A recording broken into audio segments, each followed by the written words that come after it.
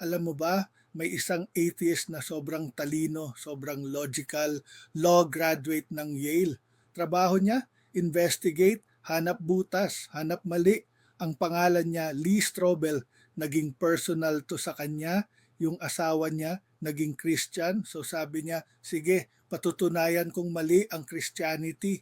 Ginamit niya lahat ng alam niya sa law school, cross-examination, evidence, logic, parang korte. In-interview niya historians, doctors, Bible scholars, tinira niya ang resurrection, tinira niya ang Bible, tinira niya si Jesus, ang goal niya, wasakin ang faith.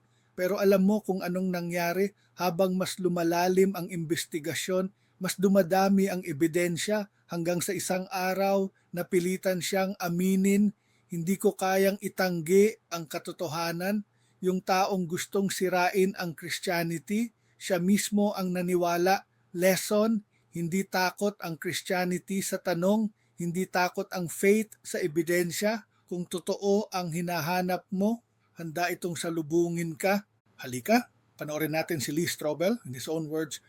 She came up to me one day and gave me the worst news any atheist husband could get. She said, I've become a Christian. I thought, oh, great. Now she's going to start judging me. Now she's going to try to get me not to hang out with my friends. Now she's going to make the kids think that there's something wrong with me because I don't believe in God. I just saw trouble. And trouble came because all of a sudden she becomes a devout Christian and I'm an adamant atheist. Well, we're just butting heads. And we'd never done that. We met when we were 14. We got married at 19 and 20. We're best friends. And yet for the first time in our marriage, we're at loggerheads. And I thought, I got to get my marriage back together here. How do I do that? Well, wait a minute. There's an easy way. All I have to do is disprove Christianity. I went to Yale Law School. I understand what evidence is. And I'm sure I can poke enough holes in Christianity that it would fall apart. I ended up spending a year and 9 months probing the historical data concerning the resurrection of Jesus mainly. I understood everything depends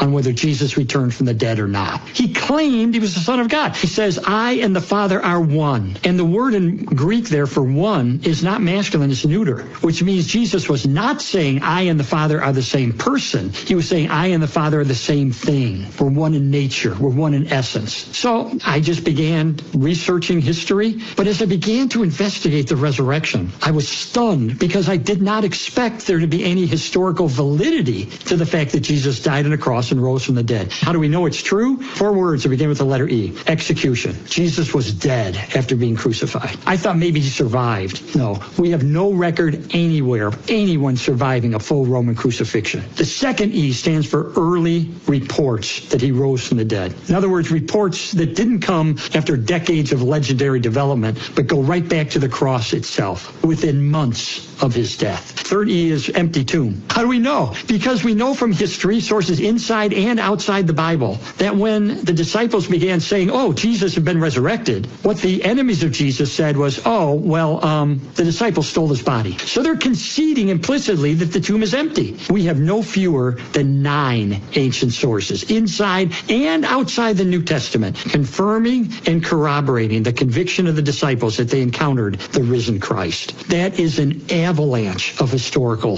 data. This was the final fact that convinced me. It's a huge difference between the terror attacks of September 11th and the disciples being willing to die for their convictions. They believed it with all their heart. They had faith in it. They were willing to die that way. That tells me nothing about the truth of their convictions. Now, let's think about the disciples. Of all human beings who've ever lived on the planet, they were there. They touched the resurrected Jesus. They knew the truth about whether he had returned from the dead and proved he's the Son of God. Knowing the truth, they were willing to die.